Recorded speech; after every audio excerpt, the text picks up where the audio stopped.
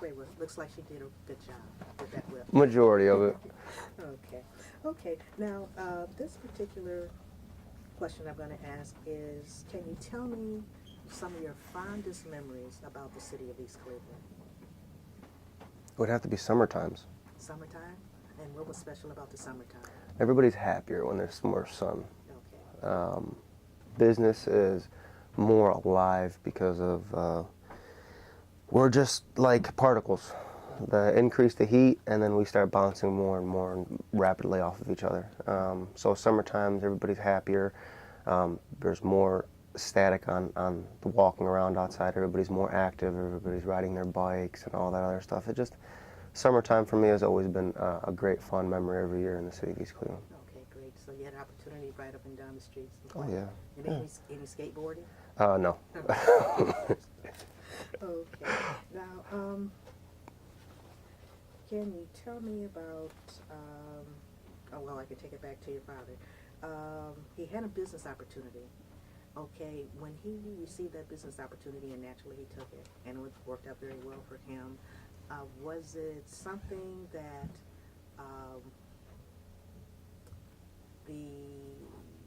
I'm sure the family supported? Okay, and in that business, I hear that you went to school, okay, at college educated. What college did you attend? Cleveland State University. Okay, so how have you been able to apply what you've learned there to the family business? Well, I graduated with a business administrative degree in finance. So it was kind of like up the alley of what I did. I wanted to go for science, Okay. but I didn't know how to get a petri dish in a grocery store. So it's helped with the accounting aspect. I tried continuing. I'm almost done with my master's. I just have to write a paper, and the paper I wanted to write was disapproved by 2 professors because I think, personally, every business model does not count when you put it necessarily with so many different factors. You know, every formula is only so long in between parentheses, where I think there's so many more factors in that formula when it comes to emotions, struggling, finances, and all that other stuff. It's just not simple, the speed of this over the effort of that. You know, everything's so much more complex than just the business model in a book. So I myself, you know, I couldn't just regurgitate something from a book just so that I can continue smiling. Right. And what I wanted to put out, they said, well, it'd be kind of hard to bring people to that aspect because you have so many people that have not seen the lower levels of, you know, the strugglings and desperations of humans. You know, I mean, being in the city of East Cleveland has always kept me humble and to that level where I understand that no matter what, we are all human beings, and a majority of us are human doings. Okay, so keeping that in mind, your approach and it not being accepted, and you're basing it on the social status, would you consider that a social injustice because one perception was not accepted by another group of people? How would you view that? You can't throw a fit about it. You know, I have 4 children. My daughter said to me the other day, she's 7, she says, take what you get and don't throw a fit. And I looked at her and I smiled so hard. I said, that's the opposite of what everybody's doing nowadays. You know, throw a fit and then want more than what you get. That's what's going on every day. So at that time, and even now, right now, I wouldn't consider it a social injustice. I'd probably consider it a blessing, not to exert so much effort in that direction and maybe label me as a outcast or an outlier outside of the graph, and I don't want to be like that. So at that point, I'm very easygoing. So at that point, the business got harder. Economy hit. I decided not to continue my college education at that time. I was going to continue it in my 40s. You know, I have 5 more years till I get there. So you still have time? I mean, till I die. Okay. When I graduated with my bachelor's, there was a 72-year-old woman there, graduated with her bachelor's. And everyone asked her, why are you waiting so late to get your bachelor's? She's like, my mother lived to her 90s, and my father almost hit 100. She's like, and all their family members lived to their 80s and 90s. I got 10, maybe 20, 30 good years left. Where you guys are telling me, why am I waiting so late? I still got a third of my life left. So everything in perspective. Very good. Very good. Okay. Can you tell me a little bit more about what life was like for you working here in the city of East Cleveland? Very active. Okay. Very hands-on. East Clevelanders are not like a lot of people. They're very friendly. Everybody knew each other. Growing up here, there was an epidemic that hit East Cleveland. And what was that epidemic? A lot of people don't like to speak about it, but it's the drug epidemic. Be open with us. Talk about it. I myself witnessed a lot of people suffering. I don't want to say stupid things, or people saying, oh, you know, people have their theories and they're always going to assume, but when you inject a very economic, depressed city with a moment of relief, and a drug is that, of course, it gives a euphoria for a short period of time. The problem is that I think that it was pumped into the city as an economic experiment of nature, because we were seeing people that were telling us stories about how, yes, you know, it's easily readily available, and people were suffering, and that right there, I think, led to a good chunk of the properties in East Cleveland being abandoned and people leaving, because if mother and father are not doing well, or brother and sister are not doing well, family will pick up and leave, and they'll go to a place where they can just change the environment.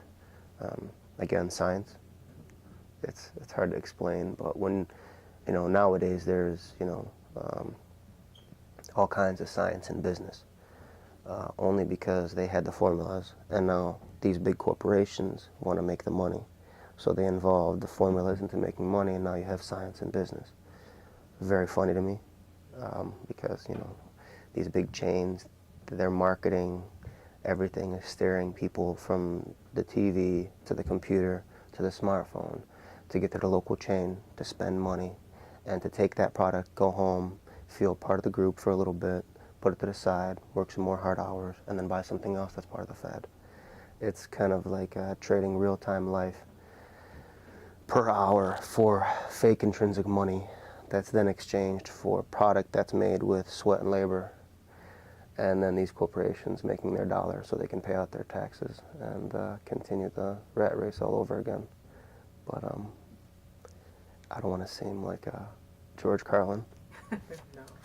No. Well, no. Please feel free to speak openly. It's almost a funny sarcasm, you know, when you figure out that there is no point A or point B anymore, and then there's, like, you know, you have all different realms and levels and degrees of everything, and then everything is a little different. It is almost like a matrix, and what we live in, it's sad that the pillars of East Cleveland, once upon a time, you know, East Cleveland was strong. East Cleveland had back. East Cleveland had money. They still have a lot of parks. They still have a lot of very good resources. Only problem is that when you have houses that are over 100 years old, and they cost money to rebuild, and they cost money to maintain. I mean, I sat down with several business owners telling them, why can't we just get this house right here? It's abandoned. It's been like this for 10 years. Let's get it. Let's get a grant for $10,000. Let's put a family in here for, give me a number, $500 a month. After 10 years, they own the house. But the only deal is they have to maintain it. They have to take care of it. And for $500 a month, that's principal and interest and all kinds of paying of this and that and this and that, and say that money goes into a fund. And then that money starts generating after everything's paid, and you pay off all your people. We're not talking about giving them raises every 5 years, and I know cost of living increases and all that other stuff, but I mean, there's a difference between working for money and working for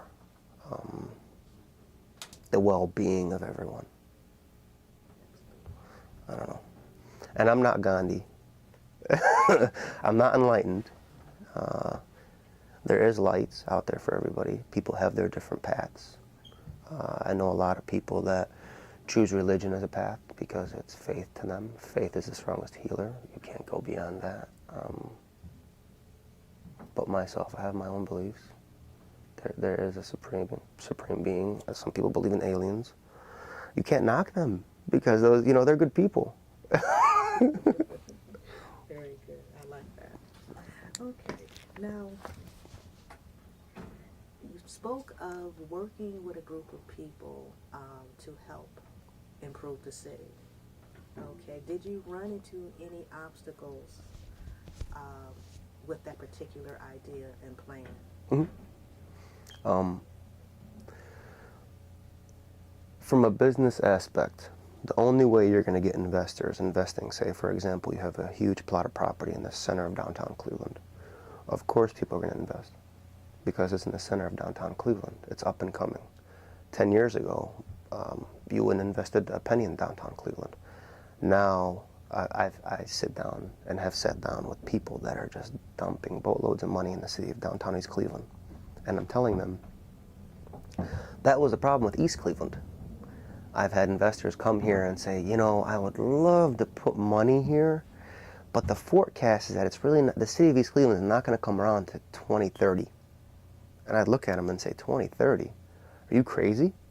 They're like, yeah, by then the population and university and the population and Euclid would have flowed into East Cleveland. And that would be an influx at that time that we'd be comfortable putting money into.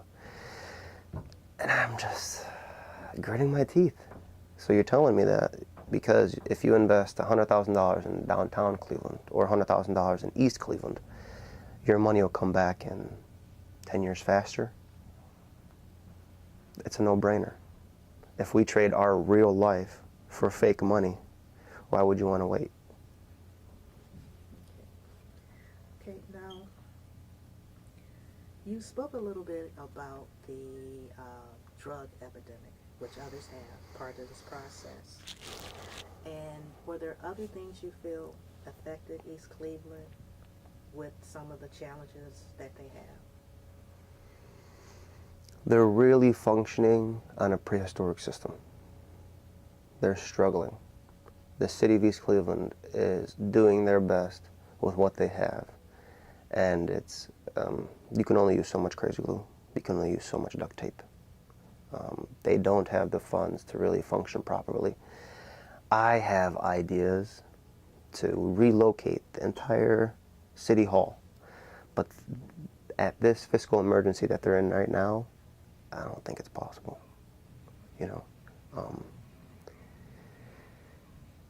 We own a piece of property across the street from this store that we're in now.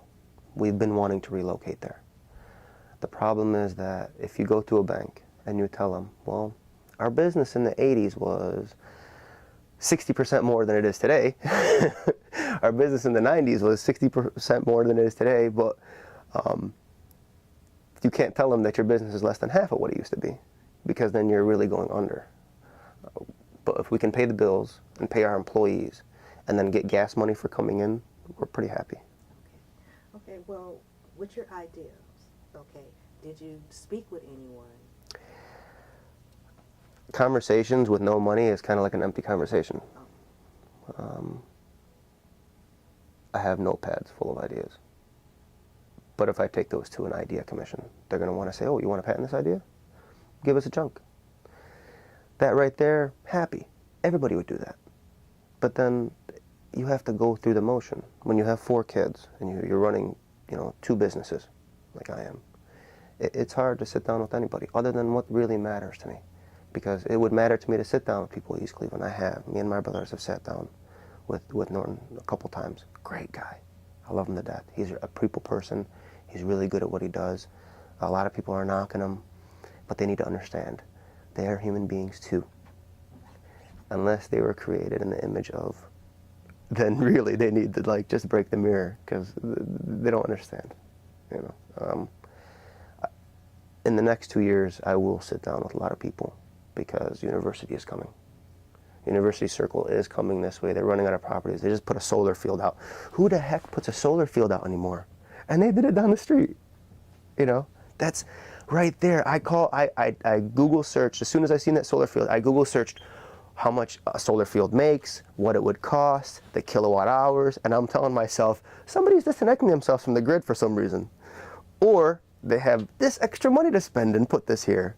Great idea, cheap land, cheap real estate, cheap everything. Why put it on top of a building? Just put it on top of a solar field behind the railroad tracks. Nobody even notices there. Put it behind a fence. Nobody will bother it. There's security and a main street on both sides. Somebody had a great idea. And you believe that that great idea is going to continue down Euclid Avenue to the city of East Cleveland? Because how can you not drive from there? You see all this life and vibration. You know, these people are bouncing off of each other like atoms, okay? And then you pass a bridge and a cemetery, and it's sad, but true. If we could just, you know, put a nice billboard in front of that cemetery and kind of close people's eyes off into the next, you know, after a rapid stop and all that, and then they'll start rolling into the city. But it's going to be slow, and there has to be funds available for people to invest in that. And if you can get a couple people to invest in those first 3 or 4 blocks and make it look pretty, then it'll just go outward. And that's what we're hoping within the next couple of years. Great, great. Okay, now, one of the questions here is, how has race or racism impacted you personally? Well, if I can say a racial slur, I'm an Arab. Yes. Every day I hear it. I'm not an Arab to them. Even though I was born in Cleveland, I'm Arab American. It's, as far as race, I grew up in a predominantly Caucasian neighborhood that accepted me somewhat, but still there I was a racial slur as well. I worked in a city where everybody here used common words to describe themselves as brethren. But it's hard to explain unless somebody knows you, they're still going to use that slur. People that don't know me coming from out of the area, people say ak, which is, you know, respectable and saying brother in a Muslim terminology. That's respectful. You know, habibi, you know, means my darling. That's respectful. Arab, to me, doesn't bother me.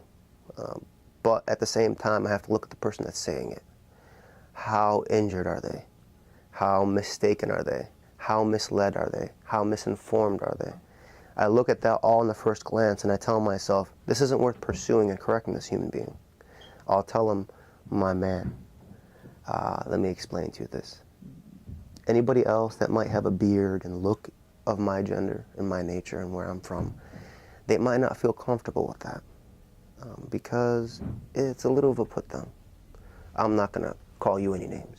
You know, I call everybody dude. I grew up with surfers. It's crazy, from Cleveland. But as far as race, today is changing. Everybody is starting to notice that everybody has red blood. The equalities are becoming more apparent. People that do ride the race card, it's only because they feel they're injustice. But I mean, all this stuff happened hundreds of years ago. People that do still ride that card, it's a pity they do. They just have to understand and respect what's going on and what was made for them before them, and excel upon that. If they want to continue here, if you have problems in your life, you're going to continue dwelling over those problems, and then you'll have those problems your entire life. But if you dwell on fixing those problems and finding solutions to fix those problems, then all of a sudden you are enlightened. People that dwell on problems only because they have a lot of problems, that's all they know about. We need conventions full of smart people talking to young people. We need athletes. They make millions of dollars. They can buy a block in East Cleveland for what they spend on a night out. I mean, I'm serious. I always joke about sending emails to all the movie stars. Donate $1,000 and buy a city. if you can get enough of them to put money together, you would buy an entire city. I mean, there's houses condemned in East Cleveland, and there's rules. And I hate that I learned so much about this. Like, you can't buy a piece of condemned property for nothing. You have to wait for, in this area, you have to wait for it to go through some kind of sheriff's sale, for nobody to have any interest whatsoever in that, and they've already contacted all the people that have owned the property, and that property has accumulated $50,000 worth of property tax over umpteen years, but it's not worth $5,000.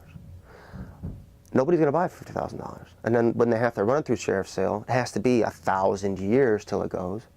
And then, okay, we see it in sheriff's sale, but nobody's going to buy that house. And then it's going to go to where? The bank's going to, everyone's going to look at that property and be like, why would I spend $50,000 on that?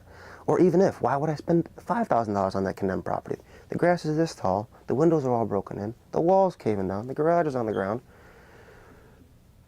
You have options, you know, but here, if we get people that get funds together and you just have an organized person with a clipboard, I don't need a tablet. I don't need a sophisticated piece of computer that's going to remind me every 15 minutes to hit the snooze button. If you had a piece of paper and say like an old ink pen with a feather on it, and you just wrote down, okay, what needs to be fixed in a house, and then you have families that don't have any income. If these people want to donate $500 a month just to get this family in here and get this family started, and then you have people that come in and check in this family once a week. They don't, if they can't afford a vacuum, why can't you have a company that says, okay, we're part of this, call us, we'll come, we'll lend you, we'll get you, we'll give you, we'll do this. You walk into families nowadays, you don't see vacuums. Little things like that. I mean,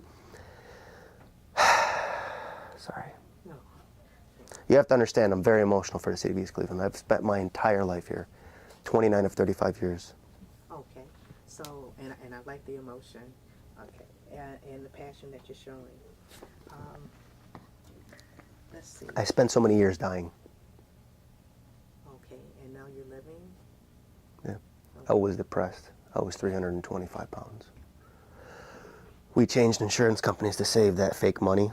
I met a doctor. He said, Abe, there's nothing wrong with you. I said, but I need my depression medicine refilled. He says, you're not depressed. You're frustrated. Quit smoking cigarettes, exercise, eat right, do what needs to be done so that you can live. And then as soon as I did all that, he introduced me to a lot of other methods in life, you know, as far as stretching and don't associate yourself to your body parts that are going bad. That's huge. Like when you tell people something's wrong with you, I want to introduce you to my bad foot. You own that bad foot, and you're telling people, yeah, my bad foot. So you're owning that bad part of your body and not realize that, like, when you have a bad car, you sell it and you get a new one. You get over it real quick. But when you have bad body parts, you attach yourself to it. And then from there, you spend your whole life limping. Not just because you have a bad foot. You have associated to everything within your mind. Like, I have a bad body part. I have so many bad body parts, it's hard to explain. But I can't be mad because, you know, in that genetic gene pool, you know, if my dad left a good half on the bed, I'm still blessed to be here. You know, because you can't complain about the gene pool. Between diabetes, bad varicose veins. I mean, I wear compression socks. In the summertime, if you see me with shorts on, and people are laughing at me because I have these navy blue compression socks on and these dark black compression socks, and people are like, "What's wrong with this guy? You play soccer?" I wish. Okay. You know, bad shoulder. You know, 3 pinched nerves in my spine, 2 herniated discs. But when the doctors told me 6 years ago that I'd be, you know, 35 years old in a wheelchair, I looked at them and I laughed. I bellowed because they told me all this after I had started learning from that one doctor, where he was telling me, Abe, you have to start living. And Eastern philosophy is a little bit different than Western philosophy. He taught me to, you know, go out there and look. And I listened to lectures of different people on YouTube. I don't watch compilations of fails on YouTube. You can catch old Beatles songs live now that you had to buy disc sets for. You can do a whole bunch of things on YouTube and catch all kinds of stuff, lectures from people like Osho or Alan Watts or just different philosophers of different times, and people reading, you know, good books if you have time to listen to them in your car while you're driving. And like, I live an hour from work now, but at that time, when you buy a house, you're not thinking about that drive because you're so excited about, you know, giving the kids. And the neighbor behind our house, they have this huge swing set. And they're like, oh yeah, you guys can use the swing set whenever you want. And we were like, okay, we want this house. Okay, did that encourage you? Yeah, so the kids are happy every day all summer long. They're on this swing set, and I'm happy because they're happy. It's it saddens me that today everybody is about financials. If we didn't have to worry about money, then I could, like my children, you know, I tell them, what do you guys want to be? My daughter the other day said she wants to be a musician. It encouraged me to tell her, I would love to hear your music. You know, we went and got her a violin. She's in class and she's learning how to play this violin. And last night I noticed that they put those little tiny duck strips around the violin, so her hands, so she can see where to put her fingers. And I started crying, and she's like, "What's wrong? What's wrong?" And she's 10 years old. She's crying, "Baba, what's wrong?" I'm like, "I'm so happy. I remember this. I'm so happy I remember this, and you're doing it now." And it was so funny to me that, you know, growing up, people don't cry as much as they should, because you have more tears of joy than anything else. Right. You know. We're very much the family man. I have to be, because, like, okay, my wife years ago said, "Abe, I love you with all my heart, but I don't see you." And it's hard to have a relationship over the phone. And we tried downloading that whole phone video, talking to each other, but like, how am I going to be at work? She's looking at me. She sees the office behind me, or the register. And then I'm looking at her. I see the kids behind her running around, beating the crap out of each other. And, you know, and this is fine and dandy, but then that chemistry that's supposed to be between two people sitting next to each other is not there. Right. You know, when you sit next to your spouse, there's things that are transmitting between two people, you know, from the brain to the body to everything that works in between. That right there, when that's distanced long enough, then no matter how strong love is, it's hard. Right. Right. You know, you can't just have a communicative bond without physical bond. Physical connection. Mm-hmm. Very good. Now, getting back to inequality and being a family man, how do you feel that it may affect you and your children in the future?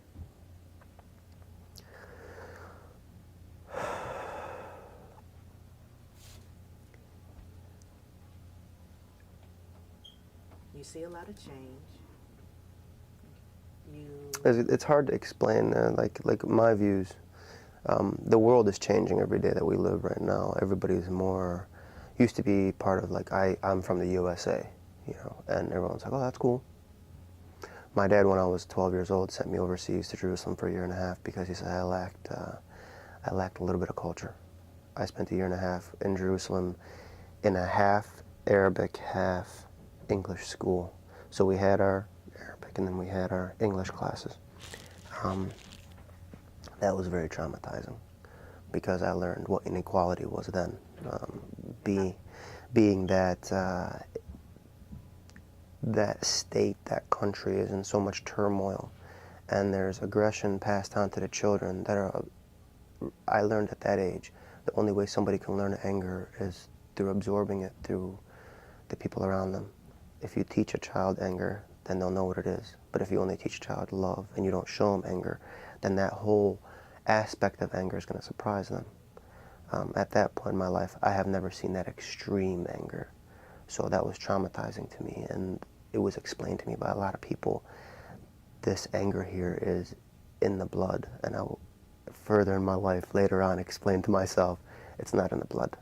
Because if you take those people out of that country and you put them somewhere else, they're not going to be angry. Same disappointment here in the city. We have a lot of people that are just angry. Why are they angry? Because they weren't given the equalities. They weren't given that same amount of external investments. It's huge. The city of Cleveland wouldn't be the city of Cleveland from just Jackson. I mean, he did a lot. Don't get me wrong. And he's a nice people person. He gives great conversations. He gives great speeches. He does everything he does for the city. But he had to sit down with some really smart people with money to help him. And those people don't really want to come here because East Cleveland doesn't have LeBron. East Cleveland doesn't have a casino. A casino wouldn't help East Cleveland, don't get me wrong. I don't think casinos helped at all the city of Cleveland. If you look at the population around Cleveland, it's going to start hitting the fan here pretty soon, because you have a lot of people that were on the cusp of bankruptcy that are now there because gambling is an addiction and it's a problem, and a lot of people will spend paycheck to paycheck to paycheck, or social security check to social security check, trying to chase that dream of getting out of that ever-ending black hole. So as far as like the inequality of the future, it has to balance out over the next 50 years. And then there won't be any race difference, because you have people that are half white, half black. You have people that are half black, half Arab. You have people that are half Chinese, half black. Pretty soon it's going to be quarter, quarter, third, eighth, and then all that doesn't matter, because everyone's going to be just human and people. And then in that 50 years, you know, our generations aren't like they used to be. They used to consider a generation 30, 40, their crunch time. You know, you got 20 years between granddaughter, mother, and grandchild. 20, that's 60. In some cases, you have, 45-year-old grandmothers and 50-year-old grandmothers. Along that line, you don't know if it was a child, that was a female or a male that partook and had children at a young age. But if they're ready and able, and a lot of times the grandmothers and grandfathers help, nowadays more, they have to. It's harder times. There isn't the vouchers available like they used to for work and stuff like that. And then you don't have that where parents need places where they work from, say, noon to 8, and the daycare is out at 6. So I have had people that have worked here. They've run out of here at 5:50, sped down to get their kids, and brought them back. And here I put 2 milk crates and 2 coloring pads there with crayons for their children to color on the register next to them. That's closed down. That's normal, And what am I going to tell them? Why did you have kids? What do you mean? Who am I? So I laugh, and I hope that the future gets better for, there was just some type of system, and I don't want to say it because then we become sheep, but we have to develop some kind of system to help us through this red-taped, really messed up, put together environment that we put ourselves in. Some type of support system. Has to, and the finances have to be there for these people, and it's not their fault that they're working a job for 30 hours a week, making minimum at a fast food or a small grocery chain. It's just the economy out there. If it costs $500 a month for rent, and then you have all your utilities, and they're only taking home $300 a week, and they're trying to feed themselves and take care of their responsibilities and pay for rent, that's extremely hard. Yes. I mean, I told my wife when we got married, don't worry, you don't have to get a job. And then she's like, cool. And then the kids started coming, and she's like, oh, wait, you said I didn't have to get a job. And it's 24 hours a day, these kids, all day long. They go to sleep, and they wake up sick. What happened? What am I going to tell them? I punched out? I'm sleeping? Right. So that, yeah. yeah. Okay. We talked about surrounding institutions. Good. Okay, and how it has impacted the city of East Cleveland. Can you tell me just a little bit more about that? Well, you have to look at your major names. Huge impact was when Hero Road Hospital closed. From one scandal to the next, from one mayor to the next, you know, back to Davis. I mean, I've paid attention to mayors and council people in the city of East Cleveland. When you asked me earlier in the conversation, and I laughed, and you said, do I live in East Cleveland? And I said, my physical home is not, but my mailing address is, because I get my mail here too. It's funny, but when the hospital closed, then all the surrounding apartments started deteriorating. You have your Huron Place, which is now condemned. I mean, that's a huge building that used to be across from the, you know, Huron Road Hospital. You have, you know, your 1, 2, 3 terrace towers. You have, you know, Crystal Towers up the street. Thank God that's on a different street, because that artery flows up into Cleveland Heights, so that will still be able to maintain. You have so many people, that the elderly that needed a hospital to go to every day, and thank God Stephanie Tubbs Jones Center came in, but that was kind of like they had to. You're telling me, wait, you just slaughtered a hospital, and you're not going to put anything there? Before you close the hospital, that should have been built twice. But who am I? I only listen to the people that walk through the doors, you know.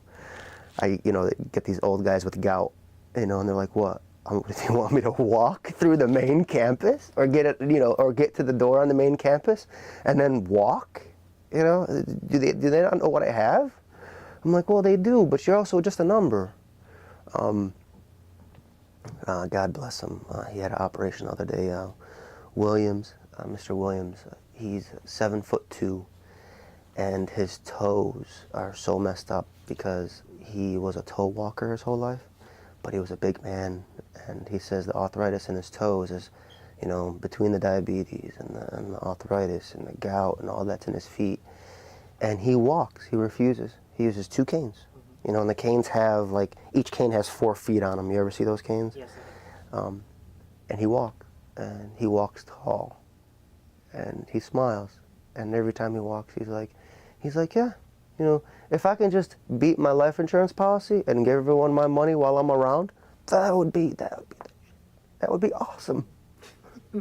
And he curses like a sailor. And I think that's the only reason why he's still around, because his blood pressure goes up every time he comes down here, because when somebody bumps into him, it's over. It's over. You know, and that's his exercise. Some people run on the block. Some people just move their jaws a lot. Some people, you know, jump up and down. You know, but as long as it's all connected to that imaginary world we created, you know, and we're smiling every day. Okay, we're coming close to the end. Darn. And I would like to know, well, 2 things. Collectively, and you may have touched on it already, what is one thing that you can remember that the community of East Cleveland fought about to maintain? The hospital was a big one.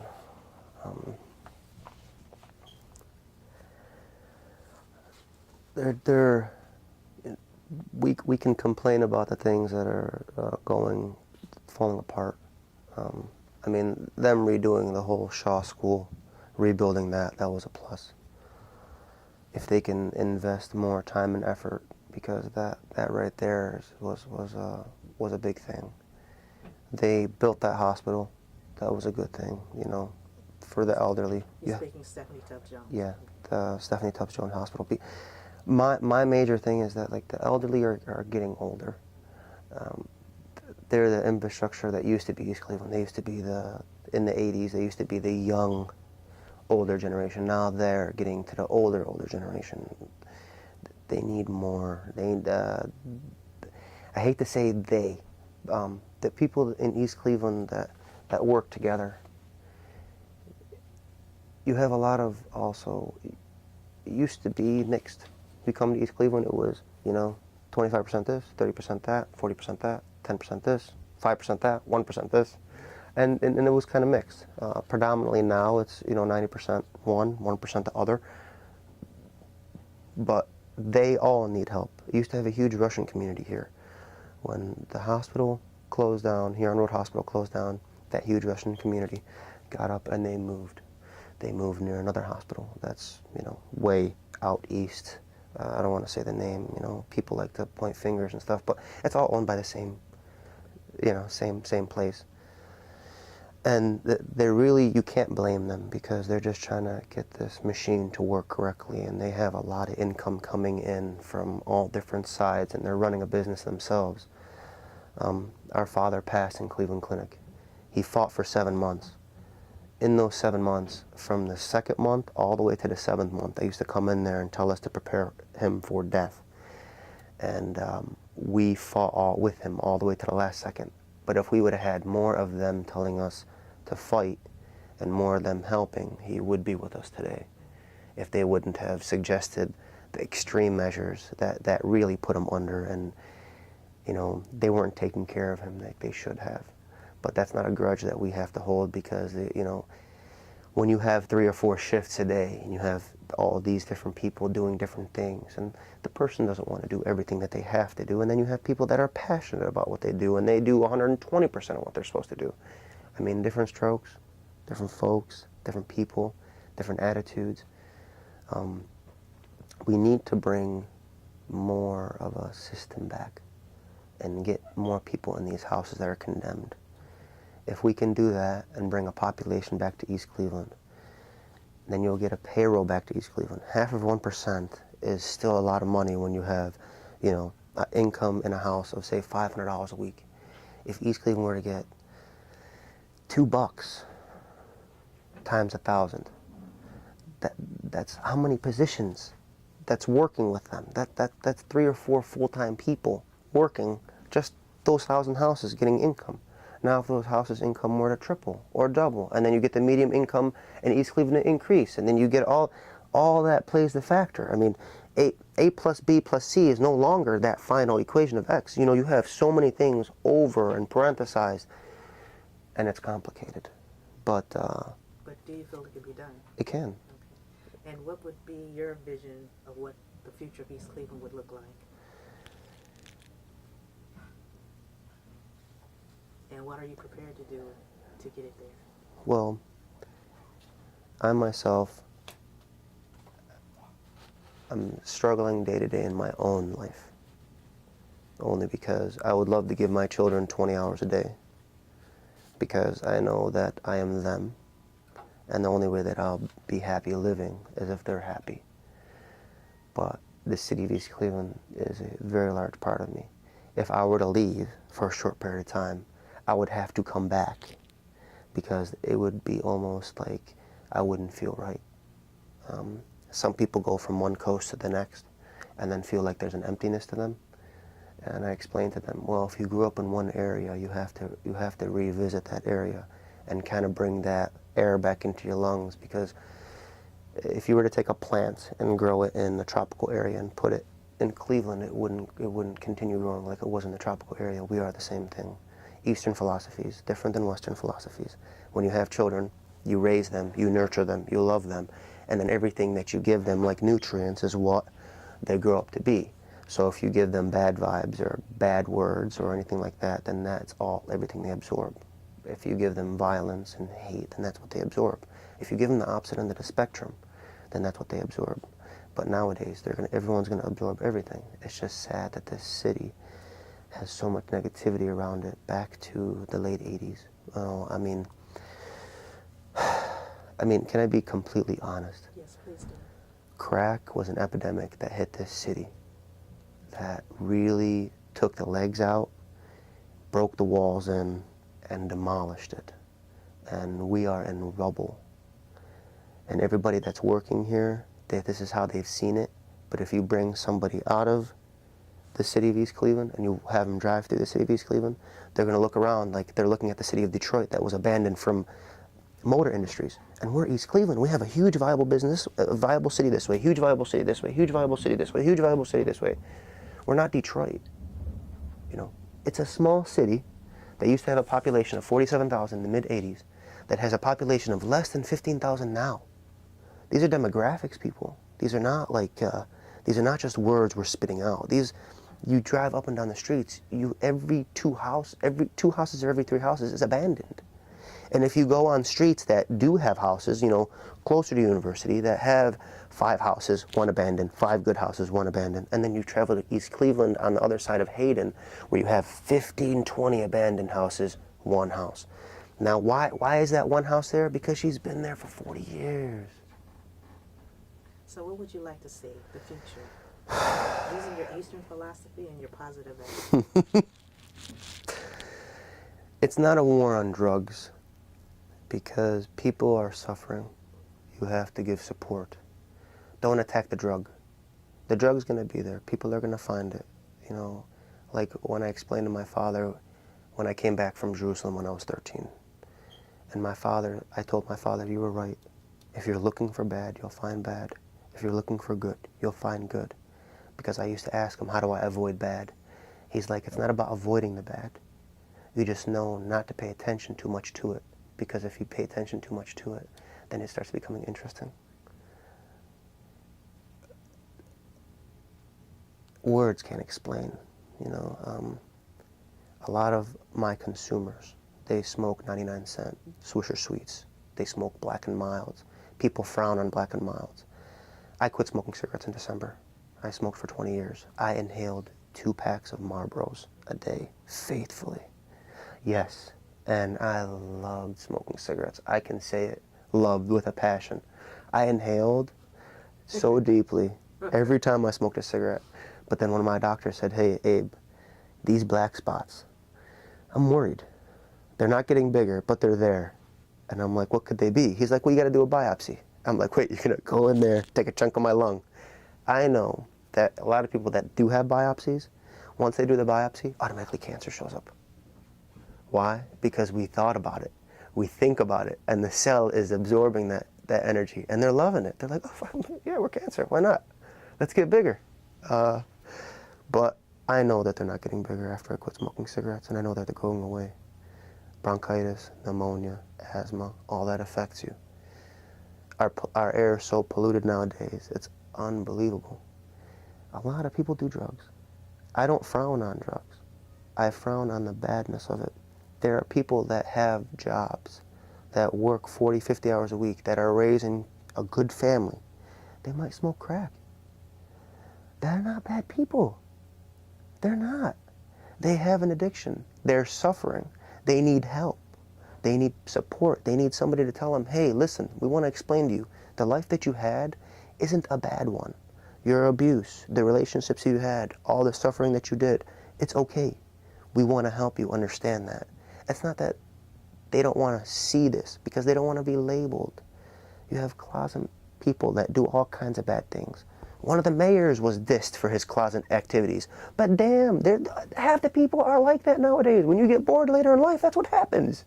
You're here for 60, 70 good years. I mean, shit. After 30 or 40, you get bored.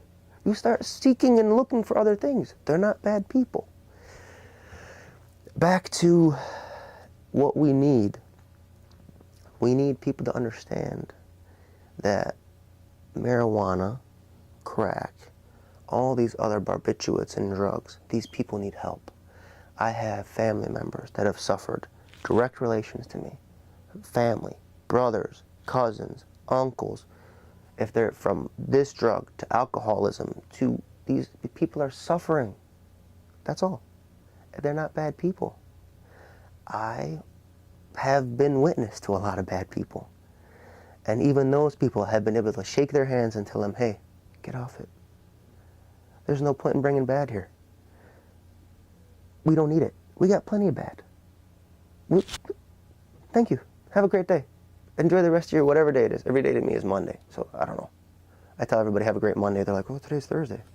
I'm like, well, every day's Monday. I don't know. It's like the beginning of every week to me, every day. You know, you run into it. It's like jumping in the ice cold water at 7 a.m. every morning, and then you don't put your head down until 1 a.m. But that's why I smile.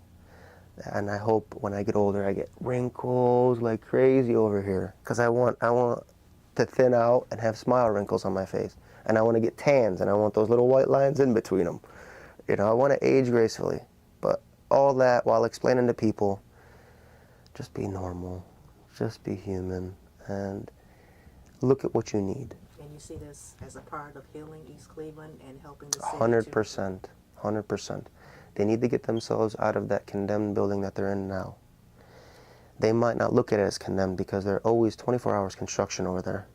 If you're every year working on something or fixing something or repairing something or don't have AC or don't have heat or doing something, then there's a major problem. People need to invest in the city. And don't look at the people that live here because we are all struggling.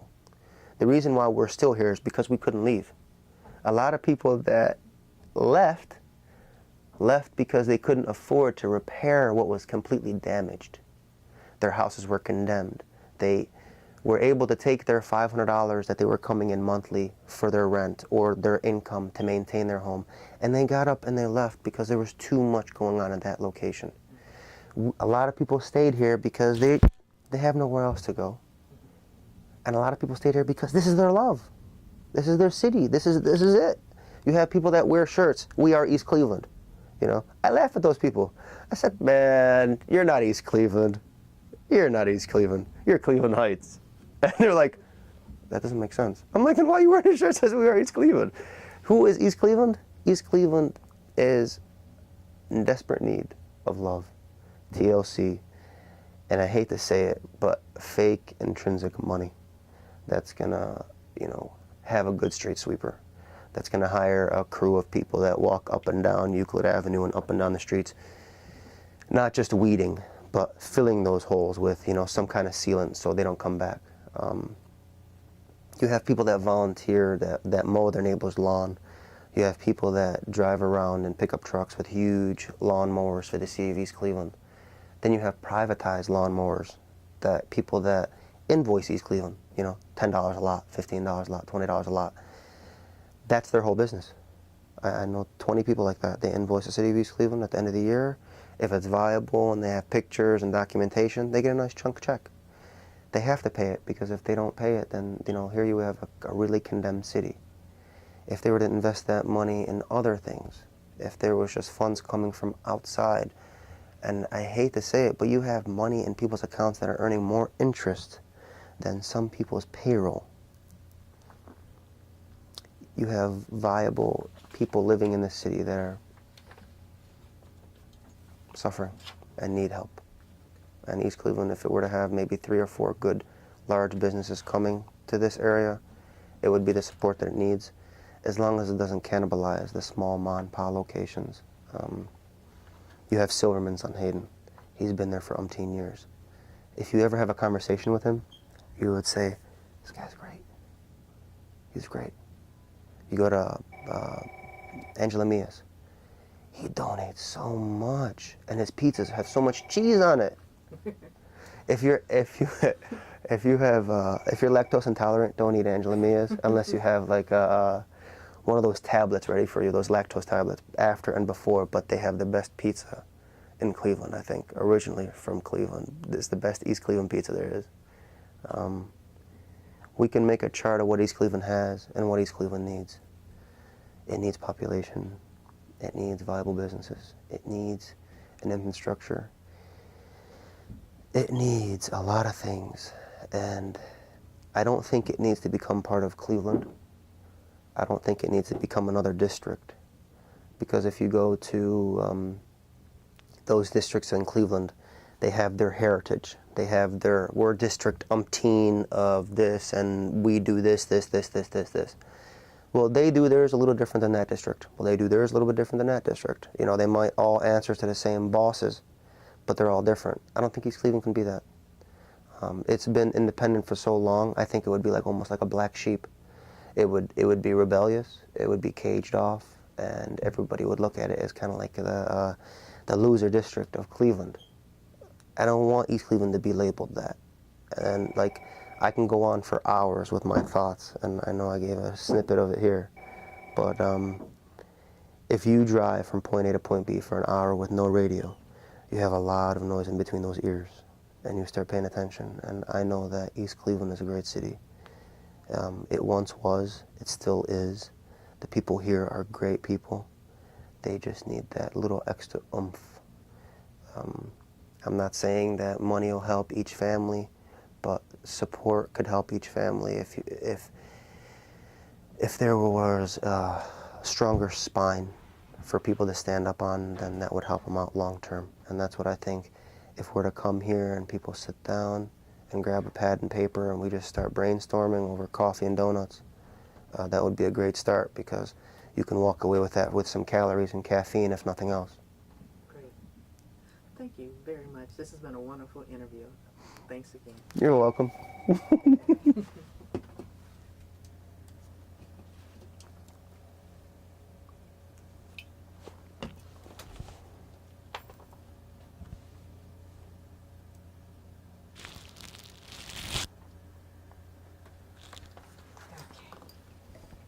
you very much. You're welcome. Thanks. I'm still red. Oh.